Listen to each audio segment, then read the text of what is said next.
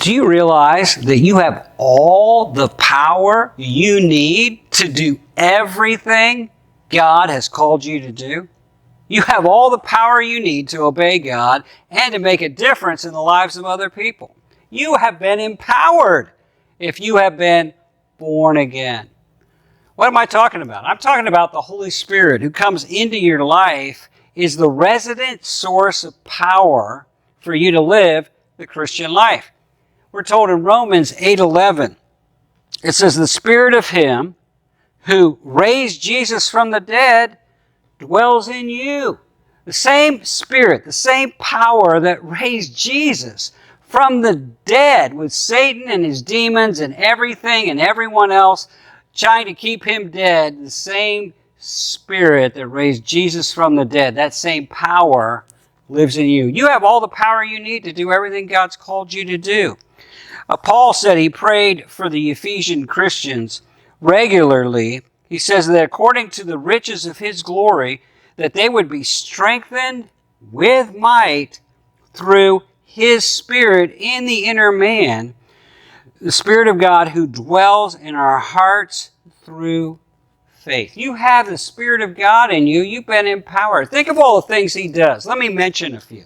He helps us. He helps us. He's our helper. That's the comforter, Jesus said. He enlightens us about truth and helps us understand truth. He's the one that makes us holy. The Holy Spirit makes us holy. He gives us the power to say no to sin and yes to God. He empowers evangelism. He gives us the power to be His witnesses in every situation.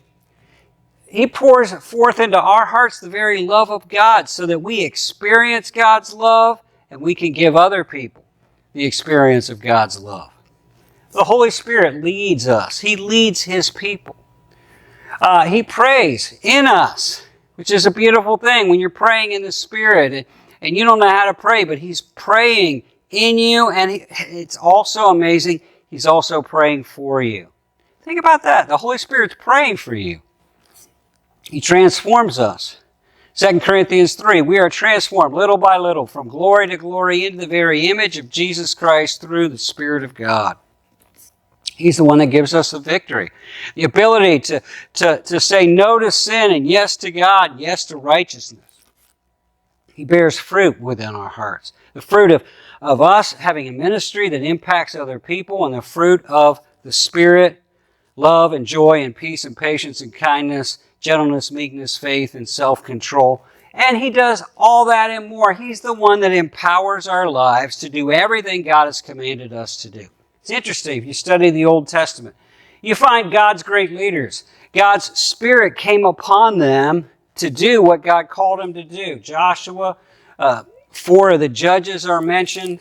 Saul, at the beginning of his reign, before he got off track, it was the Spirit of God that gave him the ability to rule and reign and make a difference. David was an effective leader as he was walking with the Spirit of God. Jesus, it's fascinating. Jesus didn't do any ministry for the first 30 years of His life. He didn't preach a sermon. He didn't do any of those things until the Spirit of God came upon Him in His baptism. And then He was led by the Spirit. He was empowered by the Spirit after His 40 days of fasting. He said, the Spirit of the Lord has come upon me to preach the gospel of peace to the poor. And He said, I don't do anything except by the Spirit of God. Jesus, think about it. Luke is the most human of all the Gospels. Jesus, 100% God, but also 100% man. And as a human, He didn't do anything without the power of the Holy Spirit, because He knew that the Spirit of God in Him was the power of God in Him. Think about this. The deacons, what was the primary qualification? They had to be full of the Spirit in Acts chapter 6. Think of Saul, who later became Paul, when Barnabas asked him to come to Antioch and help. What was the qualification? He was a young man who was full of the Spirit of God. Are you full of the Holy Spirit? You can't be full of the Spirit if you're full of yourself. The key to being full of the Spirit is just surrendering your life to God. The more of your life you surrender, the more of the Holy Spirit you get to experience it.